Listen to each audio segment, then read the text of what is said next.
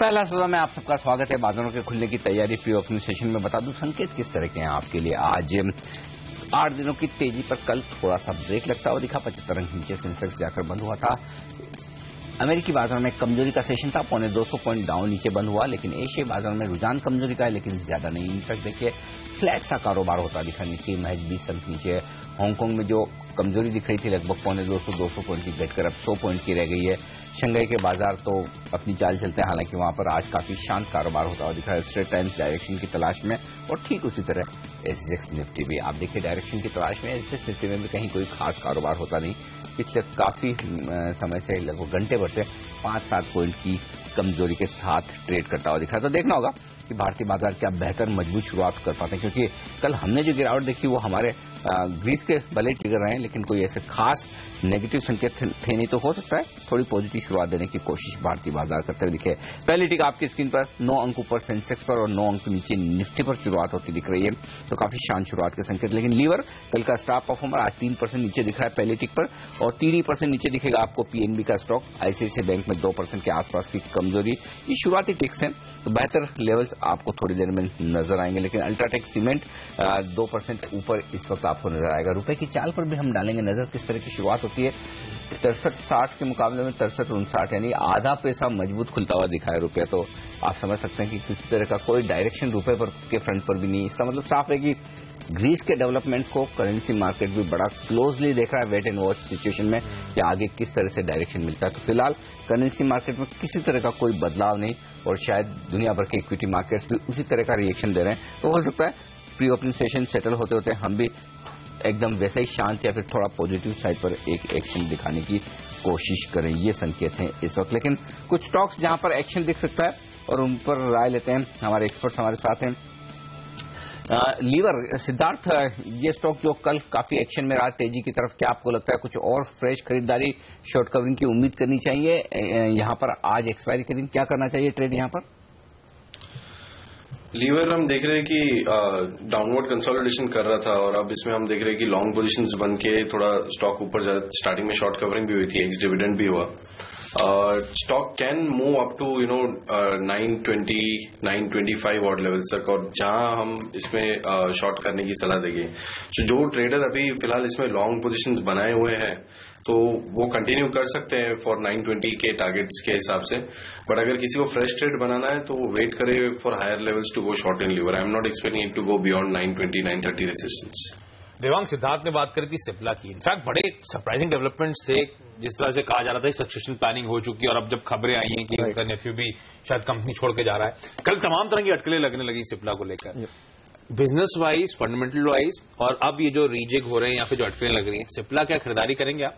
नहीं, सिप्ला हमने बहुत समय से इसके ऊपर एक नेगेटिव रेटिंग रखी है। हम सोच रहे थे कि जिस तरह के वैल्यूएशन पहले कंसर्न्स हो गए थे, और दूसरे जो आपने कंसर्न्स बताए, हम अराउंड 500-550 रुपए से स्टॉक को अवॉइड कर रहे हैं। क्या वो कंसर्न्स है या फिर एक होप जग रही है कि कहीं ये कंपनी बिक ना जाए, क्योंकि अब सक्सेशन प्लानिंग है नहीं कुछ सामने? एक वो भी हो सकता है, और दूसरा जिस तरह की आपने कहा दिक्कतें बन रही है स्टॉक के लिए on the news front also, हमें लग रहा है कि एक करेक्शन के बाद अगर मैं कंपैरेटिव वैल्यूएशन का कंपैरिजन करूं और अगर स्टॉक वाइज भी कंपैरिजन करूं, तो मुझे सन फार्मा बहुत ज्यादा अट्रैक्टिव लगने लगा है। मतलब जिस तरह का करेक्शन सन फार्मा ने देखा है, एक क्वार्टर की दिक्कत और हो सकती है रेनबेक्स इंटीग्रेशन के कारण, बट अगर कोई 3 महीने की वॉलिटिलिटी सहन कर सकता है, तो I think Sun Pharma is a very good price to enter rather than getting into. हाल फिलहाल की वॉलिटिलिटी से सहन कर लें आप, तो लंबी अवधि के लिए आपसे अट्रैक्टिव है। रजत, हमने पीएसयू बैंक्स की बात करी थी, जहां पे कल खासतौर पर प्रेशर था। एक और पॉकेट जहां पे कल दबाव देखने को मिला था, मेरे ख्याल से पूरा सीमेंट स्पेस था। एसीसी, अंबुजा, अल्ट्राटेक, अगर मैं सही हूं तो इन सब में 1.5 से लेकर 2.5% के आसपास का दबाव कल देखने को मिला है। क्या लग रहा है सर चार्ट्स को देखकर, क्या कॉल ले रहे हैं तमाम सीमेंट मेजर्स पे एटलीस्ट? देखिए, मैं खासकर से एसीसी को ट्रैक करता हूं। एसीसी मुझको एक्चुअली लग रहा है कि ये काफी वीकनेस दिखा रहा है, और जिस तरीके से नीचे की तरफ गया है moving averages, short term moving averages, वो भी संकेत दे रहा है कि कुछ और नीचे दिख सकता है। 1405 से लेके 1400 ये स्तर एसीसी तोड़ देगा तो एसीसी नीचे 1380 1378 उसी रेंज पर चलेगा, ऐसा ही मैं सोचता हूं। तो ये आपको अगर आप करंट लेवल पे पोजीशन बनाएंगे तो जस्ट 1410 के 1410 1415 इस रेंज के ऊपर में स्टॉप लगा के कोई भी ट्रेड नीचे की तरफ में ले सकते हैं। इसके अलावा अंबुजा जो है वो भी कल उतना वीकनेस तो नहीं दिखाया, लेकिन 200 डे टेस्ट करके जो काउंटर एकदम नीचे की तरफ बंद करता है, मतलब उसमें और दम नहीं है। तो ये छोटी सी रैली भी दिखाए तो इसमें सेलिंग करना चाहिए। 227 पे कल बंद दिया था, 225 तोड़ने से बेचिए, 228 के ऊपर स्टॉप लगा के 221 तक उम्मीद करना चाहिए। ओके, तो ये राय आती हुई यहाँ पर सारे स्टॉक पर। लेकिन और कहाँ है आपके लिए ट्रेडिंग के मौके? सारे ट्रेडिंग कॉल्स लेकर हमारे साथ जुड़ चुकी हैं पूजा त्रिपाठी। फिर से पूजा, बताइए ज्यादा राय किस तरफ है, तेजी या मंदी की तरफ? जी, आज ज्यादातर राय तेजी की तरफ है और रुझान फार्मा काउंटर्स में आज ज्यादातर देखने को मिल रहा है। पहले कॉल से शुरुआत करते हैं। सिमी भौमिक ने सन फार्मा में खरीदारी करने की राय दी है। गिरावट पर यहाँ पर खरीदारी करने की राय है। इनका मानना है कि एक रिकवरी स्टेज में है ये स्टॉक और अगले 2 दिनों में 888 तक के लेवल्स इस काउंटर में देखने को मिल सकते हैं। दूसरा कॉल है मानस जायसवाल का। इन्होंने भेड़ में खरीदारी करने की राय दी है। कल भी अच्छी तेजी देखने को मिली थी इस काउंटर में और आज भी इनका मानना है कि तेजी कंटिन्यू रहने की उम्मीद है। अगले 2 से 3 दिन में 3% से ज्यादा का रिटर्न इस काउंटर में देखने को मिल सकता है और 264 तक के लेवल्स यहां देखने को मिल सकते हैं। अगले 2 कॉल्स के लिए हमारे साथ बने हुए हैं रजत बोस। रजत, बताइए आज आपके 2 टॉपिक्स कौन से होंगे? मेरी 2 टॉपिक्स में एक है एक्सेलिया कले। ये कल काफी अच्छी प्रदर्शन दिखाया। आज भी मुझको लगता है बाजार में वीकनेस के कारण अगर थोड़ा सा नीचे मिलता है, मतलब I would say buy on any dip up to 1035, put a stop loss below 1023, 1052, 57 और 63 यहाँ तक, क्योंकि एक्सेलिया कले जब मोमेंटम लेता है वो एक दिन में रुक नहीं जाता है, चाहे वो क्लियरिंग के दिन हो कोई और दिन हो। तो इसीलिए मैं इसमें मोमेंटम जारी रहेगा यही सोच के बाय कॉल दिया है। The other stock is Aurobindo Pharma. I think it has got enormous momentum backing it up. So ये कोई भी डिप अगर मिलता है 1433 तक खरीदारी कीजिए, 1420 के नीचे स्टॉप लगाइए, ऊपर में 1462 से 1485 तक उम्मीद करना चाहिए। 1485 इसका इस जो करंट अपस्विंग है उसका टारगेट है। इंतजार करने से आज नहीं हो तो 1-2 दिन में ये लेवल पहुंच जाएगा। जी, थैंक यू रजत। आखिरी कॉल में बिकवाली की राय निकल कर आ रही है। जेके दोषी ने आया भी इंफ्रा में बिकवाली करने की राय दी है। इनका मानना है कि कमजोरी देखने का अनुमान है और 2 से 3 दिन में 222 के लेवल तक गिरावट देखने को मिल सकती है और ये जो लेवल्स ये सुझा रहे हैं ये जुलाई फ्यूचर्स के हैं। आज 5 में से 4 कॉल्स में तेजी की राय। चलिए, इंटरेस्टिंग है। तमाम ट्रेडिंग कॉल्स हैं, ज्यादा बायसनेस खरीदारी की तरफ है। हमारे तीनों एक्सपर्ट्स भी बहुत ज्यादा पैनिक में साउंड नहीं कर रहे हैं। जब ग्रीस को लेकर वो दिक्कतें थी उसके बावजूद किसी का भी मानना नहीं कि बहुत ज्यादा डाउन साइड है और लो लेवल्स पे तो इनफैक्ट कहा जा रहा है खरीदारी करने के मौके ढूंढने चाहिए। तो शायद पैनिक आज ना देखने को मिले, लेकिन फिर भी आप जो ग्रीस के आज फ्लोज आना शुरू होंगे, आज दोपहर से खबरों का सिलसिला जो होगा उसको जैसे अनिल भी सुबह हाईलाइट करते कीनली मॉनिटर करें, शायद उसके चलते स्विंग्स जरूर देखने को मिल सकते हैं, लेकिन एक्सपायरी लेवल्स के आसपास ही शायद होती हुई नजर आए। लेकिन दिवांग, एक स्टॉक अदानी इंटरप्राइजेस, जब ये पूरा रीजिंग एक्सरसाइज हुई थी ज्यादातर लोग मानते थे, रिपोर्ट सजेस्ट करी थी कि 80 से 100 के आसपास शायद इंट्रिंसिक या ट्रू वैल्यू जो हम कहते हैं वो होगी, उसी बैंड के अपर लेवल पे आसपास कामकाज कर रहा है इस समय। और अब वो ऑस्ट्रेलिया को लेकर दिक्कत वाली खबरें हैं, कुछ माइनिंग वाइनिंग के ऑपरेशन में दिक्कतें, सॉफ्ट लोन मिलने में कुछ दबाव आ रहा है। अदानी इंटरप्राइजेस आपके लिए आज से ट्रू वैल्यू क्या है और कितना प्रेशर या किस तरह का ट्रेंड आप इस काउंटर में देख रहे हैं, क्या रणनीति होगी? फंडामेंटल कवरेज में नहीं है तो टारगेट मेरे पास नहीं होगा, बट जिस तरह से हम ट्रैक कर रहे हैं हमें लग रहा है कि अदानी ग्रुप में अगर कोई एक शेयर बाय करना हो तो अदानी एंटरप्राइज में अभी भी बाय नहीं करूंगा, अदानी पोर्ट बाय करेंगे। और हमें लग रहा है कि जिस तरह का बिजनेस मॉडल ये कंपनी का शेप आउट हो रहा है और एक कोर कॉम्पिटेंसी इसके पास है, जो एरिया की उसके पास जबरदस्त एक रीच है और जिस तरह की फैसिलिटीज है, प्लस वैल्यूएशन भी काफी अट्रैक्टिव है, तो अदानी पोर्ट एक शेयर होगा जो अदानी ग्रुप में से किसी को कुछ बाय करना है तो this stock can give you very good potential return. Restructuring exercise के बाद तो कंसर्न्स, अगर कैश कहीं और यूज होने की कंसर्न्स भी शायद खत्म होते हैं। लेकिन टाटा ग्रुप की 2 कंपनियों पर राय लेना चाहता हूं सिद्धार्थ आपसे। टाइटन पर शॉर्ट साइड पर, क्योंकि सीएलएसए की एक रिपोर्ट है, हाई कन्विक्शन सेल बता रहे हैं, बेचने की राय दे रहे हैं वो टाइटन को, और 315 का उन्होंने लक्ष्य रखा है टाइटन के लिए। वहीं टाटा मोटर्स में अच्छी खरीदारी की राय उनकी और उनका लक्ष्य 600 रुपए का है। दोनों ही रिपोर्ट सीएलएसए की तरफ से टाटा ग्रुप की इन 2 कंपनियों पर आई है। आपकी क्या राय है वायदा कारोबार के ट्रेडर्स के लिए? फर्स्टली आई डोंट रिकॉल कि टाटा मोटर्स पे कोई भी कंपनी फंडामेंटली सेल दे रही है, so most of the people are buying it. Stock को सपोर्ट है 410 415 का, अच्छा बाउंस बैक दिखाया है। लेकिन अगर एक स्टॉक को स्ट्रेंथ, जो भी स्टॉक्स ये 400 450 पॉइंट निफ्टी में जो बाउंस बैक आया है, वो सभी स्टॉक्स ने रिसेंट हाई से नए हाई बनाए हैं, स्ट्रांग स्टॉक्स ने। लेकिन टाटा मोटर्स ने ऐसा नहीं किया है। मैं बुलिश नहीं हूं टाटा मोटर्स पे। मुझे लगता है कि ये वापस अपना जो सपोर्ट है 410 415 का टेस्ट करेगा।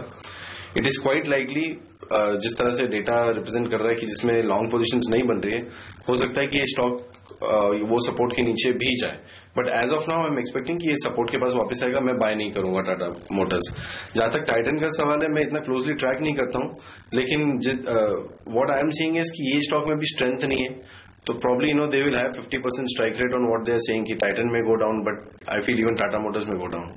ओके, और वैसे भी टाटा मोटर्स ध्यान रखिए अपने रीसेंट हाई से अच्छा खासा करेक्ट हो चुका था जब चाइना के जेलआर ऑपरेशन को लेकर कंसर्न्स माउंट हुए थे, यूरोजोन को लेकर तमाम कंसर्न्स हैं। तो ये सब दिक्कतें टाटा मोटर्स के सामने इस समय, और टाटा मोटर्स ऑफ लेट भी कंसर्न प्रेशर में देखने को मिला था, और अभी भी सिद्धार्थ रिकमेंड कर रहे हैं कि लेवल्स के आसपास खरीदारी नहीं करें, खरीदारी से बचें। रजत, लेकिन वोल्टास एक इंटरेस्टिंग कंपनी है, तगड़ा मोमेंटम था कल, मेरे ख्याल से यहां पे अच्छा खासा प्रेशर था, 5% से ज्यादा का दबाव कल के कारोबारी सत्र में आया था। चार्ट्स पे वोल्टास कैसा स्टैकअप हो रहा है, क्योंकि टाटा ग्रुप की कंपनीज की बातचीत हो रही थी, इसीलिए मैंने वोल्टास पे कॉल लेना सोचा।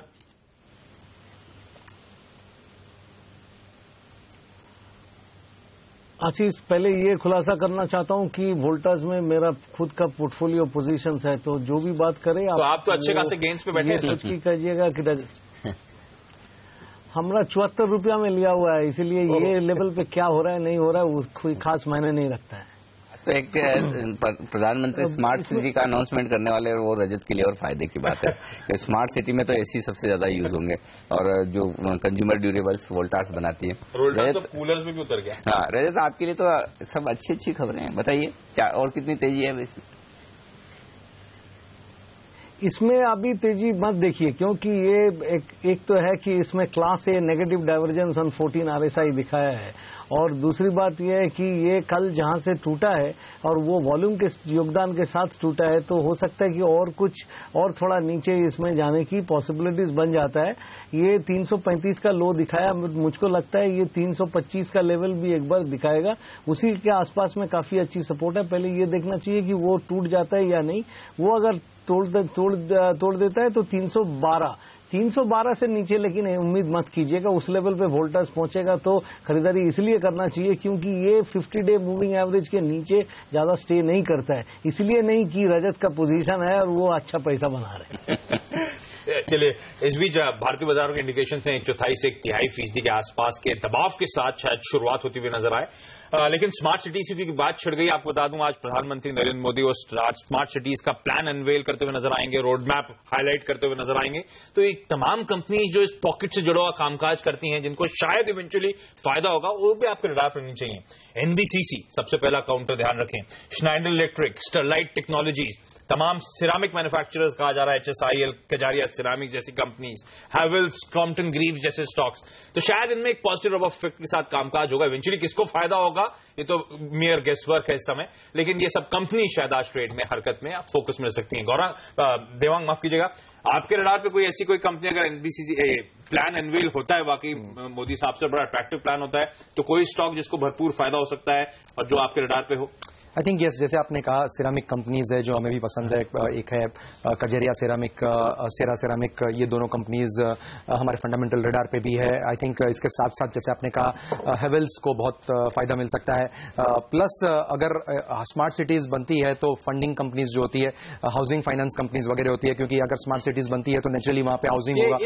ये सब चीजें क्या है वैसे, क्या अगर एक शहर है तो उस शहर के अलग हटके स्मार्ट सिटी बनने वाली कि उस शहर का ही कोना स्मार्ट बना दिया जाएगा? शायद वही आज मेरे ख्याल से पूरी खुलासा होना है ना, कोई नया बैरलैंड पे, लेकिन ऐसा लग रहा है कि वो देखने के बाद ही हम और ज्यादा स्मार्ट बन सकते हैं। लेकिन इस बीच एक स्टॉक इस पर राय लेना चाहता हूँ, चूंकि स्मार्ट सिटी की बात मिलती है, जेके सीमेंट, इसके चार्ट्स देखकर बताएं क्या सिचुएशन दिख रही है। मॉर्गन स्टैनली की एक रिपोर्ट है, 439 रुपए का लक्ष्य जेके सीमेंट के लिए वो रख रहे हैं, ओवरवेट की रेटिंग के साथ। खरीदारी का मौका है आपके लिए? इसमें खरीदारी का मौका इसलिए ढूंढना चाहिए कि ये अपना 200-डे मूविंग एवरेज को 200-डे एक्सपोनेंशियल मूविंग एवरेज को कई बार टेस्ट किया और वहां से बाउंस किया है। लेकिन माफ कीजिएगा, ये जेके लक्ष्मी सीमेंट, ये भी बोलना चाहिए, जेके लक्ष्मी सीमेंट, माफ कीजिएगा मैंने जेके सीमेंट बोल दिया आपको, जेके लक्ष्मी सीमेंट पर रिपोर्ट आई है जो कि 340 रुपए वाले जी। जेके लक्ष्मी सीमेंट थोड़ा डिफरेंट है। मैं तो अगर मुझको चुनना होता तो मैं जेके सीमेंट को चुनता, लेकिन कोई बात नहीं, इसमें भी वही सिमिलर सिचुएशन। अभी 200-डे एक्सपोनेंशियल मूविंग एवरेज को क्रॉस करके कल टेस्ट किया 90-डे मूविंग एवरेज को और उसी के आसपास में बंद दिया है। आज के दिन ये 345 का स्तर पार करके अगर ऊपर चलता है तो इसमें बाई बनेगा, क्योंकि ये अपना 89-डे 90-डे मूविंग एवरेज जो है उसको इन दिनों में बहुत बार चेष्टा किया लेकिन पार नहीं कर पाया। पिछले 3 महीना में 2-3 बार तो अटेम्प्ट कर लिया, तो उसको पार करने से फिर ये टेक्निकल बाई बन जाता है। ऐसा भी आरएसआई से यही सिग्नल आ रहा है कि पहला बार अच्छी मोमेंटम हासिल कर चुके हैं और ये मोमेंटम अगर कैरी फॉरवर्ड होकर आरएसआई 70 की तैयारी होती दिख रही है। अब कुछ ही सेकंड्स बचे, 70 अंक नीचे शुरुआत होगी सेंसेक्स पर और निफ्टी 25 अंक नीचे खुलेगा। 8,350 के नीचे खुलने के संकेत आते हुए दिख रहे हैं। कल का लो, परसों का लो, कल का लो जो है 8,338 के आसपास का, परसों का 8,334 का, इसके बेहद करीब खुलने की तैयारी निफ्टी की इस वक्त होती दिख रही है। पहली टिक आपकी स्क्रीन पर आती हुई 80 अंक नीचे सेंसेक्स पर शुरुआत, 30 अंक नीचे निफ्टी ने शुरुआत की है। तो 1/4% से कुछ ज्यादा का नुकसान इस वक्त आपको नजर आएगा निफ्टी में। मिड कैप इंडेक्स थोड़े से कमजोरी के साथ खुलते हुए दिख रहे हैं और बैंक निफ्टी में भी 1/4% का नुकसान है। तो 8,330 के आसपास शुरुआत इस वक्त निफ्टी की होती हुई दिख रही है। कहां से बनता दिख रहा है दबाव? M&M 1.5%, 1.25% नीचे, टॉप लूजर, उसके ठीक पीछे PNB 1.5% नीचे, ITC 1.25% नीचे। IT शेयरों पर दबाव है। HCL टेक, विप्रो यहां पर कमजोरी के साथ शुरुआत करते हुए दिख रहे हैं आज अपनी पारी की। हिंडाल्को 1% नीचे, तो PSU बैंक्स और साथ ही IT शेयर यहां से थोड़ा दबाव बनता हुआ दिख रहा है। मजबूत क्या है?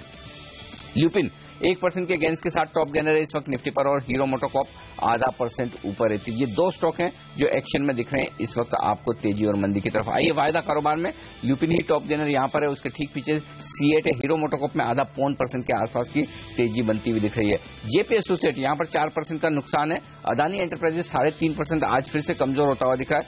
PNB में नुकसान है। टाइटन 1.5% नीचे, कुलाइक CLSA की तरफ से सेल रिपोर्ट के कारण। और तो ये सारे स्टॉक्स हैं जो एक्शन में, लेकिन बाजार की कमजोरी अब लिमिटेड आपको नजर आएगी। मैं 10 अंक नीचे सेंसेक्स है, 10 अंक नीचे निफ्टी है। तो रिकवरी होती दिख रही है। 8,325 का जो पहला सपोर्ट लेवल था बाजार ने उसे रेस्पेक्ट किया, ये संकेत आप साफ तौर पर देख सकते हैं और वहां से थोड़ी खरीदारी आती हुई दिख रही है।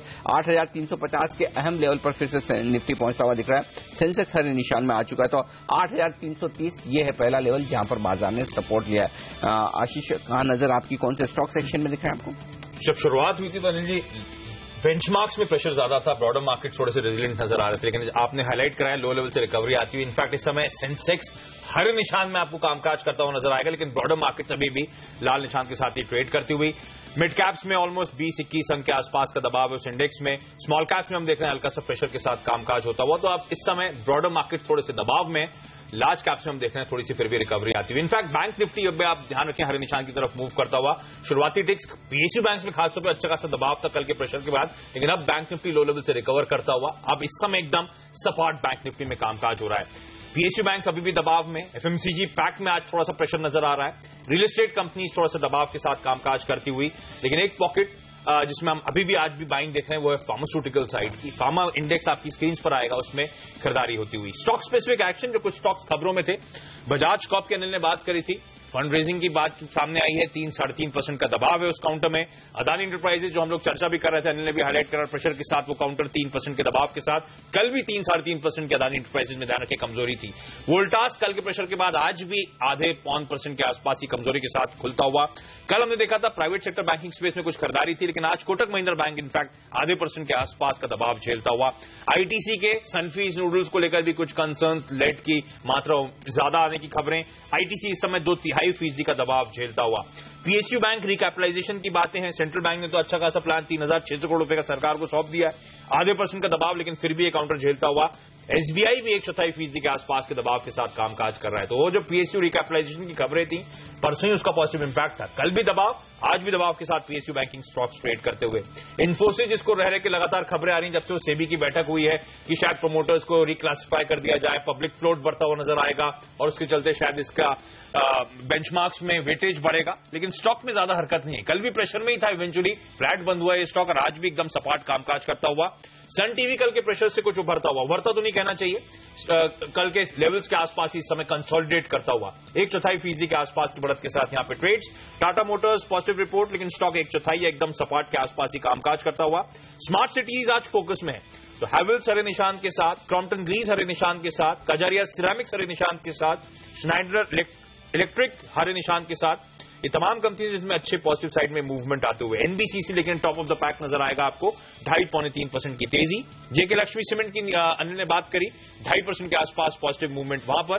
एल्स्टम टी&डी एक और स्टॉक रडार पर रखें जहां पे प्रमोटर्स ने शायद स्टेक बढ़ाया है, ये स्टॉक आज हरकत में 1.5% के आसपास का पॉजिटिव मूव आता हुआ। और एक और स्टॉक जो ऑफलेट शायद आप सबके रडार पर रहेगा, इंडियाबुल्स रियल एस्टेट, उस गजब के मोमेंटम के बाद ये स्टॉक आज भी 1% के आसपास का पॉजिटिव मूवमेंट दिखाता हुआ। और महिंद्रा लाइफ स्पेस जहां पे बैंगलोर के मार्केट में इवेंचुअली कंपनी पैर जमाने की कोशिश कर रही है, यहां पे भी हम देख रहे हैं आधे से 1% के आसपास की तेजी है। तो काफी स्टॉक सेक्शन में और कुछ और स्टॉक्स जहां पर नेगेटिव साइड पर एक्शन वो दिख रहा है। केपीआईटी टेक्नोलॉजी 7% नीचे ये स्टॉक टूटता हुआ दिख रहा है, बारीक भरकम वॉल्यूम के साथ। ऑलरेडी 3 लाख शेयर से ज्यादा का कारोबार शुरुआती मिनटों में हो चुका है, यहां पर तेज गिरावट आती दिख रही है। कैनरा बैंक 3.5% नीचे ये स्टॉक है। श्रीराम सिटी यूनियन फाइनेंस, जहां पर गोल्डमैन सैक्स ने अपना कवरेज खत्म किया, जो आखिरी रिपोर्ट थी वो सेल रिपोर्ट थी, स्टॉक पर 2.5% का नुकसान इस वक्त देखने को मिल रहा है। एविएशन स्टॉक्स दबाव में है, जिस तरह से चार्जेस बढ़ाने की बात एयरपोर्ट अथॉरिटी कर रही है। जेट एयरवेज को देखिए 2% का नुकसान यहां पर आपको नजर आएगा इस वक्त, ये साफ तौर पर दिखा है। बजाज कॉप QIP लाने की तैयारी में 1000 करोड़ की और 20 जुलाई को मंजूरी ली जाएगी। जाहिर सी बात है कि स्टॉक में डाइल्यूशन होगा और उस लिहाज से स्टॉक पर 2.5% का दबाव इस वक्त आपको देखने को मिल रहा है। तो ये कुछ स्टॉक्स हैं जहां पर एक्शन साफ तौर पर नजर आ रहा है। जिंदाल सो, जहां पर प्रमोटर्स ने हिस्सेदारी बढ़ाई है, कल एक बड़े सौदे के चलते यहां पर 15 lakh share promoters group family की तरफ से खरीदे गए। 59 रुपए में जिंदाल सो का स्टॉक आप देखिए 4% ऊपर खुलता हुआ दिख रहा है आज के सेशन में। तो ये स्टॉक्स हैं जो एक्शन में दिख रहे हैं। 8,350 ये लेवल निफ्टी पर अहम है, उसके ऊपर जाने में मुश्किल होती हुई दिख रही है। हालांकि कमजोरी भी कोई बहुत ज्यादा नहीं है, लेकिन ऐसे में जो शुरुआत हुई उसके बेसिस पर क्या संकेत है अब पूरे ट्रेडिंग सेशन के लिए? सिद्धार्थ बताइए, निफ्टी पर क्या दिख रहा है आपको? जो ही मैंने पहले कहा अनिल जी कि इट इज क्वाइट पॉसिबल कि हम ड्रिफ्ट हो 8320 8300 के आसपास, बट वहां से बहुत ज्यादा नीचे मुझे नहीं लग रहा है ये मार्केट। और वो स्तर पे थोड़ा बहुत इंट्राडे अगर किसी को बाइंग करना है तो कर सकते हैं। काफी सबड्यूड रह सकता है। एक्सपायरी जिस तरह से वोलेटाइल रहती है, हमने देखा कि लास्ट कुछ सीरीज में एक्सपायरी इतनी वोलेटाइल नहीं रही है क्योंकि ओपन इंटरेस्ट कम है। और अभी भी हम देख रहे हैं कि ओपन इंटरेस्ट कुछ बहुत ज्यादा नहीं है इंडेक्स में। बैंक निफ्टी में है लेकिन निफ्टी में इतना खास नहीं है। तो मुझे नहीं लगता कि बहुत ज्यादा उठापटक होना चाहिए मार्केट में। और ऑप्शन में भी जो ज्यादातर बिल्टअप हुआ है वो बाइंग साइड वाले हुए, सेलिंग साइड में कम बिल्टअप है। तो इसके चलते हुए एक्सपायरी ज्यादा वोलेटाइल नहीं रहेगी। तो सेम ट्रेड जो मैंने पहले कहा कि 8300 8320 के आसपास आता है तो इंट्राडे बाय कर सकते हैं। देवांग, आईटी और आईटी में भी खासतौर पे mid cap IT space, KPIT technologies आज अनिल हाईलाइट जैसे कर रहे हैं, 6-7% की कमजोरी। कल परसिस्टेंट की पिटाई हुई थी 12-13%, आज शुरुआत 1% की गेंस के साथ हुई, आज अब वो भी लाल निशान 1.25% की कमजोरी के साथ ट्रेड करता हुआ। हो क्या रहा है और कुछ वाकई हमारी उम्मीद से ज्यादा कंसर्न्स अब वे कर रहे हैं आईटी कंपनीज के सामने? आई थिंक एक चीज हो गई आशीष के, सेक्टर चर्निंग बहुत ज्यादा हो रहा है मार्केट में इस समय पे। आईटी में से काफी, अगर आप दिग्गज आईटी स्टॉक्स देखें वहां पे भी आपको सेलिंग प्रेशर दिख रहा है। लोग चर्न करके थोड़ा कैपेक्स ओरिएंटेड सेक्टर्स में आने की कोशिश कर रहे हैं। अगर आप कैपिटल गुड्स का मुंह देखें, अगर आप बैंकिंग स्टॉक्स का मुंह देखें या कुछ एनबीएफसीज का मुंह देखें, पैसा क्लियरली शिफ्ट हो रहा है यहां से वहां। दूसरा, ये नया फिनोमिनन जो शुरू हुआ है, आईटी के जो नंबर्स आने वाले हैं उससे पहले अनाउंसमेंट कर दो कि नंबर्स ठीक नहीं आएंगे, थोड़ा प्रॉफिट वार्निंग दे दो। ये सब मिड कैप कंपनीज के साथ भी शुरू हो गया है। तो एक बार आईटी सेक्टर के लिए अगर सेंटीमेंट थोड़ा खराब होता है, क्योंकि लास्ट टाइम चारों दिग्गज कंपनियों ने ठीक नंबर नहीं दिए थे, तो आई थिंक ये सब प्ले कर रहा है मार्केट के सेंटीमेंट के ऊपर। इन कंपनीज को प्रीमियम वैल्यूएशंस कमांड करती हैं तमाम आईटी कंपनी, चाहे वो मिड कैप स्पेस की भी हो।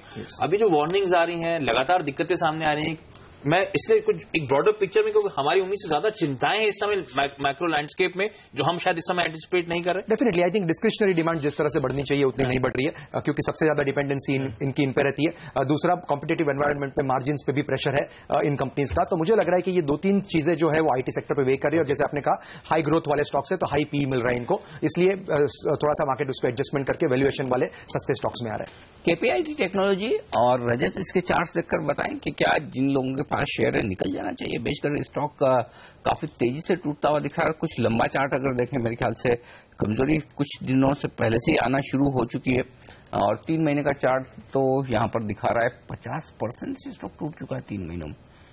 क्या करना चाहिए? बेच के निकल जाना चाहिए। देखिए अनिल जी, एक चीज इसमें क्लियर दिखता है, जो बीच में जब इसमें शार्प गिरावट आया था, वो गिरावट इसके दिन मतलब 29 अप्रैल के दिन ये गैप डाउन खुला और नीचे बंद किया, उसके बाद में फिर 30 अप्रैल और गैप डाउन। ये जो गैप अभी 29 अप्रैल ने छोड़ा है 123 का लो को, ये भी इसको दोबारा एक बार बाउंस करने के बाद में, चाहे वो डेड कैट बाउंस बोलिए भी कुछ भी बोलिए, उसमें टेस्ट होता है। अगर कंपनी की सिचुएशन इतना कोई खराब नहीं होती तो वो ऊपर में एटलीस्ट वो गैप फिलअप कर लेता। आप देखिए Nestle, huge crisis, 320 crore worth of Maggi incinerated. After that, still it showed a bounce. It did not show this kind of a situation. So, इसमें से रहने का कोई मतलब ही नहीं है। Actually, मेरा एक क्लाइंट के पास में ये काफी क्वांटिटी में था, हम उनको कई बार बोले थे कि आप ये बाउंस की उम्मीद मत कीजिए, इसमें बाउंस की उम्मीद करने की कोई गुंजाइश नहीं है, क्योंकि वो फर्स्ट गैप जो है वो गैप ही फिल नहीं कर पाया। मतलब इसमें थोड़ा सा होते ही फिर सेलिंग आ जाएगा, और ये नीचे किस तरीके कहां तक पहुंचेगा अभी भी कोई ठिकाना नहीं है। भेल देवांग कल 4.5% में कहा निफ्टी का टॉप गेनर था, और जिस तरह से पोजीशन बिल्डअप हो रही थी लग रहा था शॉर्ट्स बन रहे हैं, पर वो शॉर्ट कवरिंग का शायद सपोर्ट मिला है ऑफ लेट। मैं आपसे जानना चाहता हूं, भेल आज भी मेरे ख्याल से one of the top gainers Nifty का 1% के आसपास की मजबूती। भेल पे आप लोग अपने क्लाइंट्स को क्या सलाह दे रहे हैं? क्या इन लेवल्स के आसपास ये अट्रैक्टिव बाय? और एक सवाल भेल और लार्सन एंड टुब्रो को लेकर, क्या भेल, कुछ लोग अब मानने लगे कि भेल शायद अगर डोमेस्टिक स्टोरी वाकई पैन आउट होनी तो भेल ज्यादा बेटर परफॉर्म करके दे सकता है? आप भी ऐसा मानते हैं क्या? आई थिंक कंपैरेटिव वैल्यूएशन अगर देखें और एलएनटी के स्टॉक का रनअप देखें और भेल के स्टॉक का रनअप देखें तो नॉर्मली लोग भेल प्रीफर करने लगे हैं। हालांकि जैसे आपने कहा, भेल इज अ स्टोरी ऑफ खाली कैपिटल गुड्स होगा, ट्रांसफॉर्मर्स होगा, बड़े ट्रांसफॉर्मर का स्मार्ट सिटीज बनती है, कुछ भी बनता है तो नेचुरली इनको भी ऑर्डर्स तो मिलेंगे भेल को। बट एलएनटी इज अ पूरा आपका इंफ्रास्ट्रक्चर का proxy play of India. Infrastructure, capital goods, real estate, जिस भी तरह के बिजनेस हो या इन्फोटेक का, उसमें से जैसे डीमर्जर होगा या जिस तरह का वैल्यू अनलॉक होगा, तो LNT is a big story. मतलब एलएनटी और भेल को मेरे हिसाब से कंपेयर नहीं कर सकते, बट हमारा preferred pick having said that is LNT. But BHEL जैसे आपने कहा, मैंने कहा चर्निंग हो रहा है, पैसा आ रहा है कैपिटल गुड्स के अंदर, तो भेल भी एक अट्रैक्टिव प्ले बनते जा रहा है। एलएनटी तो ध्यान रखें अगले 3-4 साल में हर साल एक लिस्टिंग होती हुई नजर आएगी, तो लंबे अरसे जो वैल्यू अनलॉकिंग का हम वेट कर रहे थे अब शायद अनफोल्ड होता हुआ नजर आए, दिसंबर में वो पहला आईपीओ हिट होता हुआ नजर आएगा। बिल्कुल, तो ये सारे स्टॉक्स एक्शन में, हाउसिंग फाइनेंस कंपनियों में भी थोड़ा एक्शन लौटता हुआ दिख रहा है। सिद्धार्थ, एलआईसी हाउसिंग या फिर India bull housing finance, HDFC, इनमें से कोई पसंद है आपको? If you look at Mahindra and Mahindra Finance, इसमें भी काफी है, दो it may not be into housing. इसमें हम देख रहे हैं कि काफी अच्छा उछाल आ रहा है, वो मोमेंटम कंटिन्यू हो सकता है। अगर मुझे रिस्क रिवॉर्ड रेशियो अगर देखना है और जहां पे मुझे कंफर्ट लेवल है फाइनेंस कंपनी को अभी भी मैं अगर बाय करूं तो एलएनटी हाउसिंग फाइनेंस होगा, ना कि एलआईसी हाउसिंग फाइनेंस। और इसमें भी बहुत बड़ा रनअप नहीं हम लोग एक्सपेक्ट कर रहे हैं, तो it is quite possible it can touch 69-70 figure marks. Support is around 59-58, तो ये रेंज में चल रहा है। Lower side of the range से अभी उछाल चालू हुआ है and it can go to higher side of the range also. I would like to Anil ji comment on the smart city which people are talking. People are not ready to give government 1.5-2 years, लेकिन ये जो smart city projects है जहां पे आपका AC हो या wire हो 10 साल बाद लगने वाला है, उसका अभी से ही discounting in the prices and start giving valuation. So I think all this story is very premature to play on stocks. Okay, तो लंबा वक्त लगेगा अभी तक, तो इसलिए आज से सावधानी रखें निवेश करने के पहले। ये राय आती हुई यहाँ पर सिद्धार्थ की तरफ से वक्त है आप तीनों से विदा लेने का। सिद्धार्थ, देवांग और रजत, आप तीनों का बहुत बहुत शुक्रिया CNBC आवाज पर आज जुड़ने के लिए और अपनी राय देने के लिए।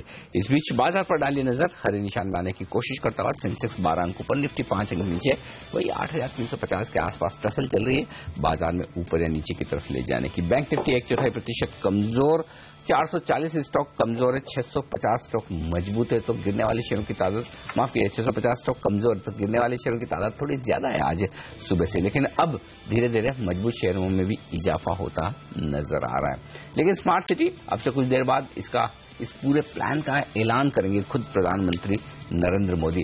हमने रिसर्च किए कौन से हैं वो शेयर जो आपको दे सकते हैं निवेश का मौका, और किन कंपनियों को हो सकता है सबसे ज्यादा फायदा, ये हम बताएंगे आपको। ब्रेक के साथ हमारे साथ जुड़ेंगे HDFC सिक्योरिटीज के पराग ठक्कर। आप भी बने रहिए।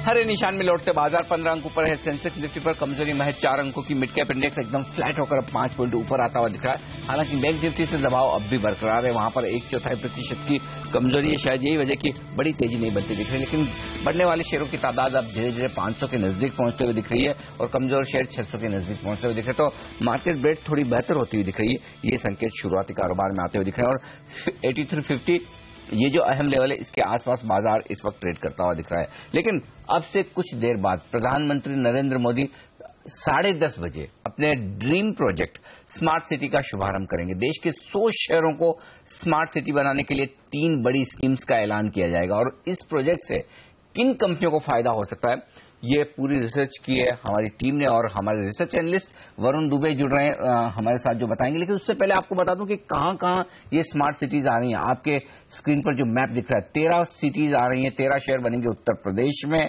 12 शहर बनेंगे तमिलनाडु में और 10 शहर बनेंगे महाराष्ट्र में। तो ये 3 बड़े राज्य जहां पर स्मार्ट सिटीज काफी दमदार आने वाली। गुजरात में 6 होंगी और इसके साथ कर्नाटक में 10 होंगी, पश्चिम बंगाल में 4 हैं, राजस्थान में 4 हैं। ये सारी स्मार्ट सिटीज बनती हुई दिखेंगी। बिहार में 3 शहर बनेंगे ऐसे जिन्हें आप स्मार्ट सिटी कह सकते हैं और इतना ही आंध्र प्रदेश में होता हुआ दिखेगा, पंजाब में होता हुआ दिखेगा, उड़ीसा में 2 सिटीज बनने वाली, हरियाणा में 2 सिटीज बनने वाली। तो पूरे देश भर में स्मार्ट सिटीज का दौर बनेगा और ये ऐलान अब से कुछ देर में होने वाला है। लेकिन वरुण बताएं, स्मार्ट सिटी से किन सेक्टर्स को फायदा होगा और खासतौर से किन कंपनियों के लिए कारोबार बढ़ने की उम्मीद की जा सकती है? डेफिनेटली अनिल जी, देखिए जो मोदी सरकार का जो स्मार्ट सिटी का जो ये बहुत बड़ा ड्रीम प्रोजेक्ट है वो भारतीय कंपनी के लिए एक बहुत बड़ी अपॉर्चुनिटी बनके उभरा है और काफी सारे सेक्टर्स, काफी सारी कंपनीज ऐसी है जिसको इससे सबसे ज्यादा फायदा होगा। सबसे पहले तो अगर आप एक स्मार्ट सिटी बना रहे हैं तो उसका बुनियादी ढांचा जो है वो अच्छा होना चाहिए। इसके लिए जो इंफ्रा कंपनीज है उनके लिए यहाँ एक बहुत बड़ी अपॉर्चुनिटी बनके उठती है और जो प्रूवन इंफ्रा कंपनीज है जिनका अच्छा खासा ट्रैक रिकॉर्ड है, अगर आप देखें तो HCC, NCC, L&T, Gammon infra, ये कुछ ऐसी कंपनीज है जिनको यहाँ पे फायदा होते हुए नजर आ सकता है। इसके अलावा अगर एक स्मार्ट सिटी है तो जाहिर सी बात है कि वहां IT पे सबसे ज्यादा फोकस होगा।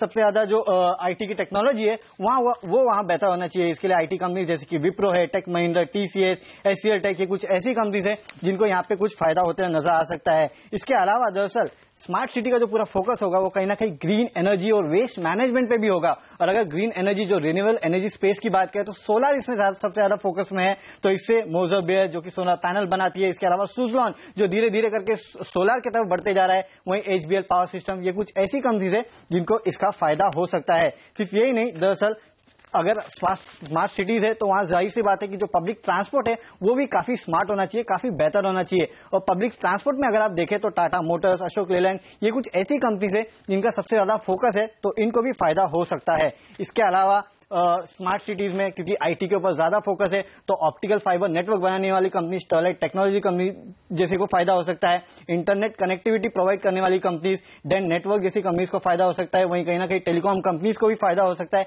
इसके अलावा टावर कंपनी जैसे कि भारती इंफ्राटेल है, उनको भी यहाँ अच्छा खासा फायदा हो सकता है। स्मार्ट सिटीज में सिक्योरिटी पे भी अच्छा खासा फोकस होगा।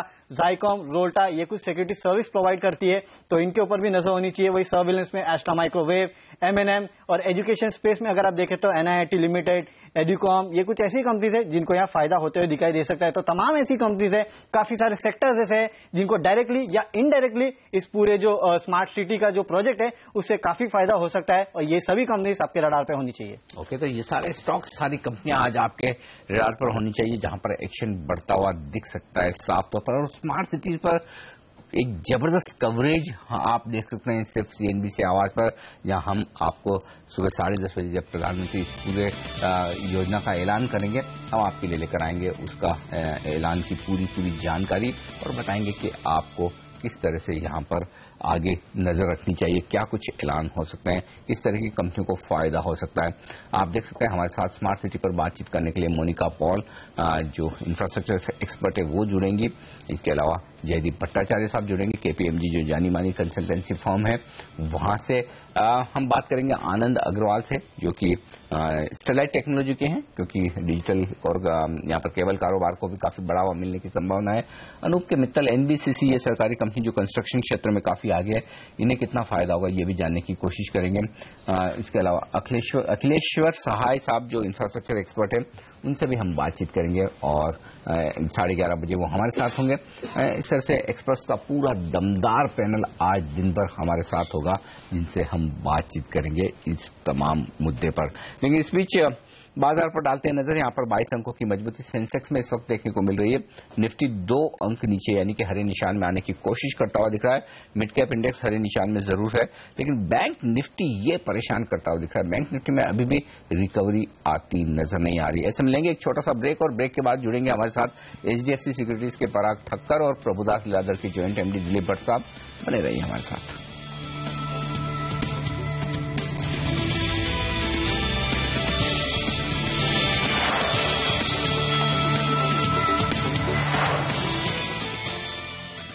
शांत कारोबार होता दिख रहा है भारतीय बाजारों में। इस वक्त 25 अंक ऊपर सेंसेक्स है, निफ्टी आधा अंक नीचे है, मिड कैप इंडेक्स 3 अंक ऊपर है। तो यानी कि कोई खास बदलाव नहीं दिखेगा आपको इंडाइसेस में, सिर्फ बैंक निफ्टी को छोड़कर जहां पर 1/4% की 50 अंकों की कमजोरी आपको इस वक्त नजर आएगी। लेकिन बढ़ने वाले शेयरों की तादाद बेहतर होती हुई दिख रही है। 550 स्टॉक पॉजिटिव ट्रेड करते हुए दिख रहे हैं और कमजोर शेयरों की तादाद कम होकर 600 के आसपास। तो मामला अब लगभग बराबरी का होता दिख रहा है, यानी कि शुरुआती कमजोरी के बाद अब थोड़ी सी ब्रॉडर मार्केट में खरीदारी आती हुई नजर आ रही है। ये संकेत इस वक्त आपको साफ तौर पर नजर आएगा। वायदा कारोबार की एक्सपायरी है, अब तक तो शांत कारोबार होता दिखा है। निफ्टी की ट्रेडिंग रेंज अगर आप देखें तो नीचे में 8330 का लो बनाया है हमने और 8365 का हाई अभी अभी हमने बनाया, तो यानी कि 30-35 अंकों की रेंज में निफ्टी ने अब तक कारोबार किया। लेकिन आगे चलते हुए इसमें कोई डाउट नहीं कि एक्शन काफी बढ़ता हुआ दिखेगा। लेकिन बाजार के आगे के डायरेक्शन पर बातचीत करने के लिए हमारे साथ इस वक्त स्टूडियो में है HDFC सिक्योरिटीज के पराग ठक्कर साहब। पराग जी, स्वागत है आपका CNBC आवाज पर। Good morning.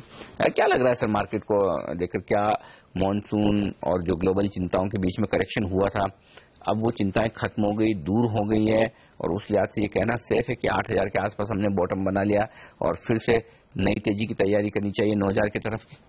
मेरा ये मानना है कि अगर कोई बड़ा नेगेटिव ग्लोबल इवेंट अगर नहीं होता है तो ये मानना चाहिए कि 8000 के आसपास की बॉटम समझ के इन्वेस्टर्स को हर डिक्लाइन पे एक्यूमुलेट करना चाहिए। और काफी बड़े स्टॉक्स में बड़ा करेक्शन आ चुका है, तो डेफिनेटली मारुति है, एशियन पेंट्स है, कोल इंडिया है, ऐसे शेयर जिसमें स्ट्रक्चरली लॉन्ग टर्म तेजी दिख रही है, उसमें अगर कोई due to some global event अगर कोई करेक्शन आता है तो वो इन्वेस्टर्स को यूज करके उसमें वो अपनी पोजीशन बनानी चाहिए। तो इस समय क्या आप ये कह रहे हैं कि अब लोकल ट्रिगर्स ज्यादा पॉजिटिव होते हुए दिख रहे हैं, लेकिन सामने 2 बड़ी इवेंट है जुलाई के महीने में, और साथ ही पार्लियामेंट सेशन शुरू होगा? डेफिनेटली। तो स्टॉक मार्केट में कभी भी कंसर्न के बिना तो चलेगा नहीं मार्केट, तो every day there will be some new concern. But मेरे हिसाब से कुछ high quality shares large cap identify करके उसमें अगर हर गिरावट पे खरीदी की जाए तो लॉन्ग टर्म में काफी अच्छे रिटर्न मिल सकते हैं। बिकॉज मेरा ये मानना है कि गवर्नमेंट स्पेंडिंग जो सितंबर से मार्च में बिल्कुल ही नहीं था, वो अप्रैल में 28% से बढ़ा है, और may be in all probability because government के पास फिस्कल रूम काफी अच्छा है ऑयल के नीचे होने के कारण, तो government spending on railway, roads, ये सब जगह पे होती रहेगी। और धीरे धीरे अगर मानसून भी ठीक रहा तो रूरल में जो अभी हम लोग इतनी स्ट्रेस की बात कर रहे हैं वो धीरे धीरे Q3 में दिवाली के आसपास जाता हुआ दिखेगा, और वहां पे तो Q3 ऑनवर्ड्स और Q4 में काफी अच्छी रिकवरी आ सकती है। तो जो लोग नए हाइज पर लेकर फंसे हुए हैं या जो इंतजार कर रहे कि नया, जिन्होंने खरीदारी की, जो इंतजार कर रहे कि नया हाई कब बनेगा, उन्हें शायद दिवाली से लेकर दिसंबर तक का इंतजार करना पड़ेगा। राइट। तो मतलब उतना वक्त तो लगेगा। और उससे पहले ये जुलाई का महीना शायद ये हो सकता है जहां पर इन इवेंट्स के चलते करेक्शन हो तो एक खरीदारी का मौका देगा बाजार। डेफिनेटली। तो जो लोग 8,000 पर मिस कर चुके हैं कि तेजी उस समय लग रहा था कि 7,500 हो जाएगा, 7,700 800 हो जाएगा, नहीं खरीद पाए, क्या उन्हें इंतजार करना चाहिए? मौका मिलेगा? मौका मिल सकता है, लेकिन इस मार्केट में कोई बॉटम नहीं पकड़ पाता है। तो अपने गिने चुने शेयर्स अगर करेक्शन अगर 10, 12, 15% करेक्शन होने के बाद मिल रहे हैं तो मेरे ख्याल से एकदम बॉटम पकड़ने की इच्छा न रख के थोड़ी थोड़ी खरीदारी शुरू करनी। क्वालिटी शेयर ले लेना चाहिए, ज्यादा सोचने की जरूरत नहीं। लेकिन एक आज की इवेंट पर आपसे राय लेना चाहता हूं, चूंकि स्मार्ट सिटीज का आज शुभारंभ होने वाला है। 3 योजनाएं प्रधानमंत्री रखेंगे पूरे देश भर में ऐसी सिटीज बनाने की, और काफी लोग बात करें कि कई कंपनियां होंगी शायद उन्हें फायदा हो सकता है। क्या आपको लगता है कि कहीं कोई निवेश के मौके बनते हैं इसके दम पर?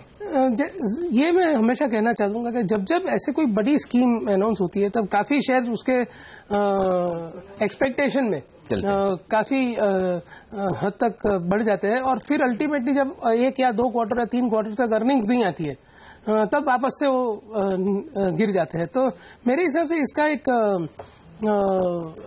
इस तरह से एक ही प्रोजेक्ट के अनाउंसमेंट पर किसी पर्टिकुलर शेयर्स को लेना मेरे हिसाब से सही स्ट्रेटेजी नहीं होगी।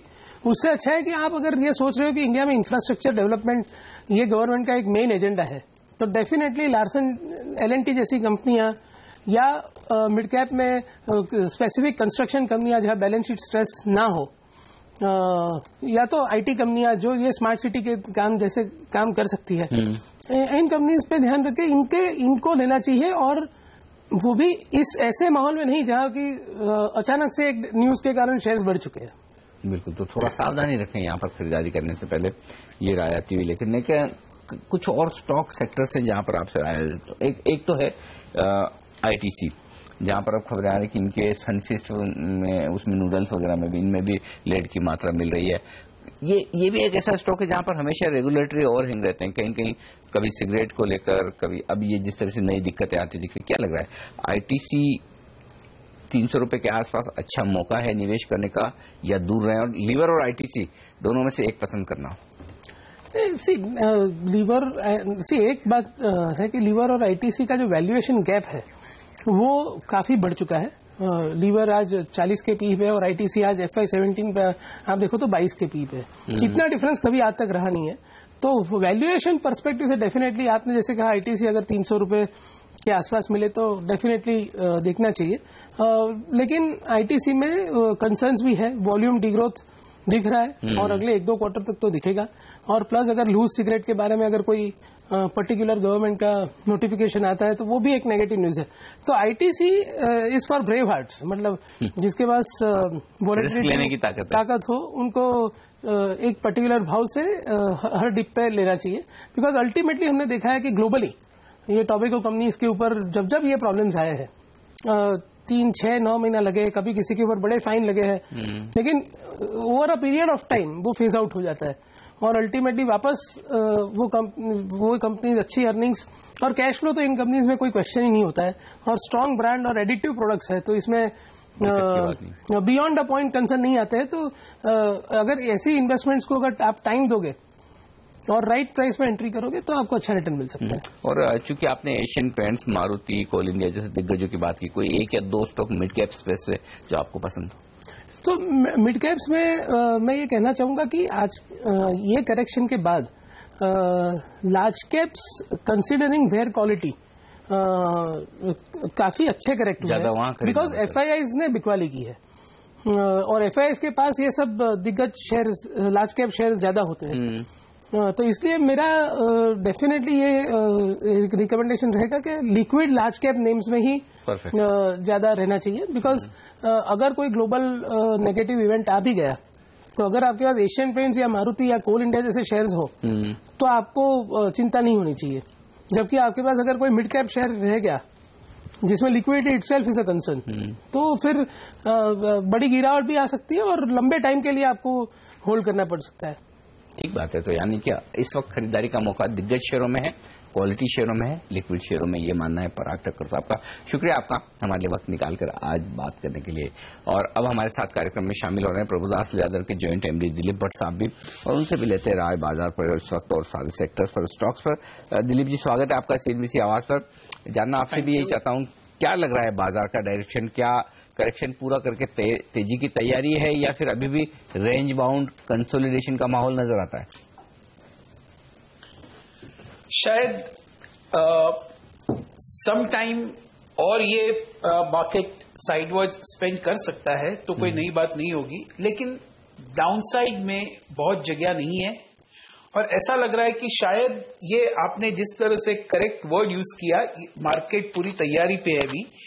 नेक्स्ट 1 ईयर अगर आप देखें तो मुझे लगता है it will gradually keep on rising, मतलब it will try from here on, ऐसा लग रहा है कि it will try to keep on making higher tops and lower bottoms. Market एक शायद अपवर्ड चैनल में जा सकता है, और यहां से 1 साल के बाद अगर आप देखें तो ऐसा लग रहा है कि Nifty of around 10,000 to 10,500 is not impossible to imagine. Okay, 10,000 to 10,500 कब तक का बताया आपने? मार्च 2016 या इस साल के अंदर? हाँ, नेक्स्ट जुलाई अगस्त तक। 1 साल में 10,000 10,500, यानी कि यहां से भी 2,000 पॉइंट की तेजी तो आसानी से हो सकती। तो अच्छी अपसाइड के मौके, ये इंटरेस्टिंग दिख रहा है। तो फिर ऐसे में दिलीप जी, फिर सवाल जो मैं अभी थोड़ी देर पहले पराग ठक्कर साहब से पूछ रहा था, और ज्यादातर लोग 8,000 के आसपास के लेवल के को मिस कर चुके थे, खरीद नहीं पाए, क्योंकि उस वक्त सब बातें 7,500 और 7,700 की हो रही थी। उन लोगों के लिए क्या रहा है जो निवेश करना चाहते हैं, अभी उतर जाएं या इंतजार करें कुछ और करेक्शन का? मैं ये कहूंगा कि मार्केट में अभी भी वोलेटिलिटी है, नीचे भी थोड़ा बहुत नीचे आ सकता है, तो नॉट इम्पॉसिबल, लेकिन broadly one should gradually buy, धीरे धीरे करके you spread it out over next 1 or 2 months। और मेरे हिसाब से फोकस खास करके करना चाहिए banks, finance stocks, pharmaceuticals and select companies in the capital goods sector. एक और राय आपसे लेना चाहता हूं दिलीप जी, उस लिहाज से बैंक्स पर ही, जो चूंकि आप बैंक्स खरीदारी करने की बात कर रहे हैं, क्या ट्रिगर्स आपको बैंक के लिए दिख रहे हैं? फिर ऐसे में कहां आपको पसंद है? पीएसयू बैंक्स, प्राइवेट बैंक्स, आपकी खरीदारी की लिस्ट में क्या है?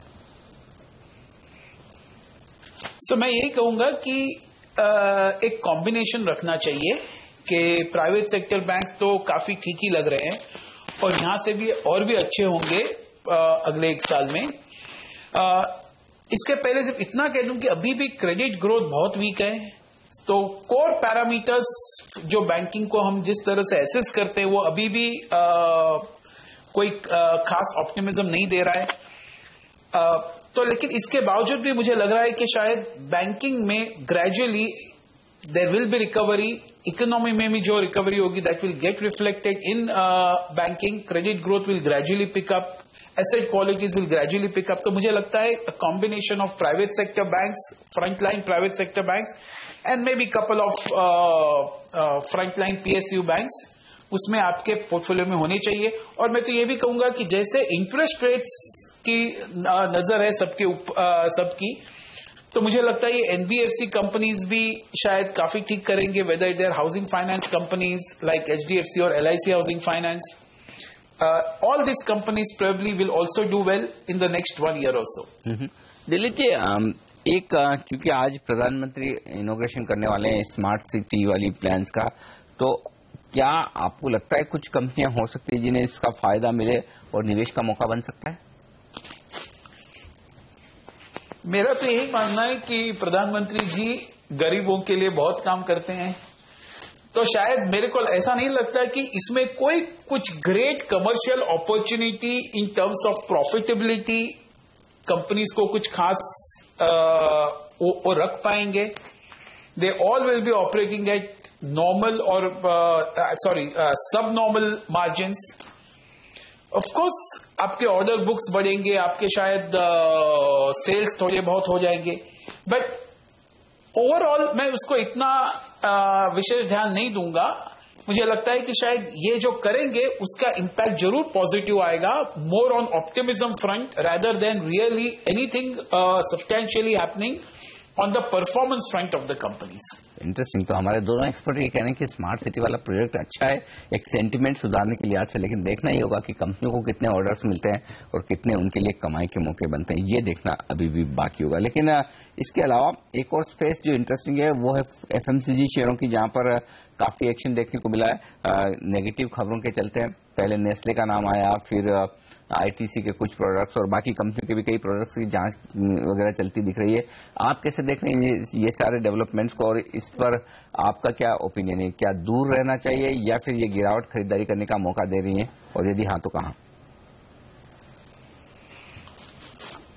तो इसमें दो चीज होती है कि एक तो ये जो एक्शंस हुए जैसे नेस्ले के अगेंस्ट हुए या फिर थोड़ी और कंपनीज के अगेंस्ट हो रहे हैं, तो मैं यही मान के चलता हूं कि ये सब कंपनीज में ऐसे एक्शन एक एबिरेशन कर समझना चाहिए और इस एबिरेशन को एक अपॉर्चुनिटी देखना चाहिए, because these companies are always governed from world wide, और ऐसे कंपनीज में अगर कोई भी मिस्टेक हुआ भी है तो वो करेक्ट किया जाएगा। So that will this dip will provide an opportunity in some of these companies. Second challenge जो रहता है इस कंपनीज में कि ये कंपनीज पहले से वैसे ही बहुत हाई प्राइस्ड है, बहुत हाई वैल्यूएशन पे चल रहे हैं, तो इसको लेना चाहिए कि नहीं। तो मैं यही कहूंगा कि on an overall blended basis looking at the markets थोड़े बहुत शेयर्स जरूर आपके पोर्टफोलियो में होने चाहिए, whether it is Levers, ITC, even Nestle, I would say they should be there as a part of your core portfolio to give some resilience to your portfolio.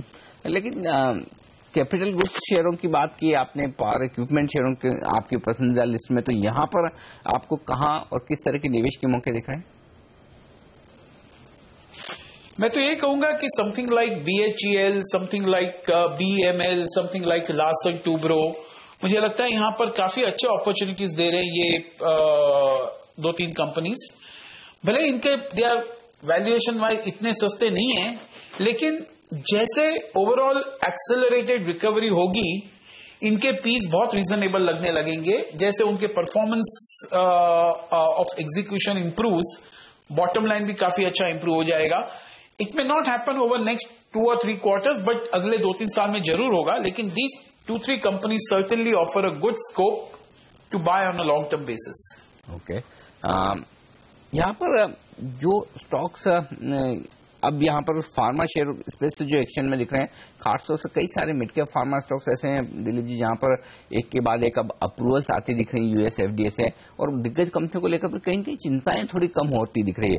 Correction अच्छा हो चुका है, क्या आपकी लिस्ट में है ये स्टॉक जहां पर आप खरीदारी करना चाहते हैं? जरूर, मुझे लगता है ये फार्मा कंपनीज भी काफी ठीक रहेंगे, और खास करके समथिंग लाइक ग्लेनमार्क जहां पर काफी सारे अप्रूवल्स आर पेंडिंग, जो हम एक्सपेक्ट करें कि जो ट्रिकल होने लगा है कि थोड़े बहुत परमिशंस मिलने लगे हैं, और ये शायद परमिशंस और भी आ जाएंगे अगले 1-1.5 साल में। तो ये कंपनी का पोटेंशियल ऐसे बनता है कि अगले 3 साल में इनका पैक्ट सीएजीआर कुछ 25% के करीब रह सकता है, और अच्छे कैश फ्लो जनरेट करेंगे, डेट रिड्यूस कर सकेंगे। तो मुझे लगता है ग्लेनमार्क को जरूर देखना चाहिए on a long term basis. Okay, एक स्टॉक केपीआईटी टेक्नोलॉजी क्या आप ट्रैक करते हैं दिलीप जी? क्योंकि इस स्टॉक को लेकर काफी खबरें चल रही थी कि प्रमोटर शायद अपनी स्टेक बेचना चाहते हैं, एग्जिट कर रहे हैं, इसके चलते काफी स्टॉक में मार भी पड़ती हुई दिखी। लेकिन अब जो खबरें आ रही इस वक्त हम जो फ्लैश कर रहे हैं वो ये कह रही कि प्रमोटर कोई हिस्सेदारी नहीं बेच रहे, वो बेचकर नहीं निकलना चाहते हैं, न कोई इंस्टीट्यूशनल इन्वेस्टर्स कोई यहाँ पर स्टेक चेंज कर रहे हैं, बेच रहे हैं। क्या राय है आपकी इस स्टॉक पर? ये स्टॉक में काफी एक्सपेक्टेशन, ऑप्टिमिज्म जताने के बाद मुझे लगता है कि बहुत डिसअपॉइंट किया है, और ये लगातार डिसअपॉइंट करते ही आ रहा है। मतलब जो ऑप्टिमिज्म जो बिल्ड हो रही थी, it was being completely negated by the actual performance which was bad.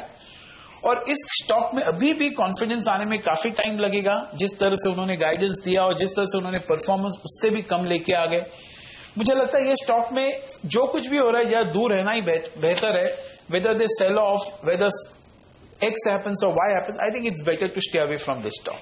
बिल्कुल, तो साफ तौर पर ये खबरें आती हुई दिख रही है। कल परसिस्टेंट टेक एक मिड कैप आईटी स्टॉक का नंबर था, आज आप देख सकते हैं केपीआईटी टेक यहाँ पर जबरदस्त कमजोरी बढ़ती हुई दिख रही है। दिलीप जी, बहुत बहुत शुक्रिया आपका हमारे लिए वक्त निकालकर आज सारे बाजार पर, स्टॉक्स पर, सेक्टर्स पर अपनी राय हमारे साथ शेयर करने के लिए। इस बीच बाजार मजबूत होने की कोशिश करते हुए दिख रहे हैं और एक्सपायरी के दिन टाइट रेंज में उतार चढ़ाव के बीच कारोबार होता हुआ दिखा है। 8,350 को होल्ड करने की कोशिश निफ्टी की।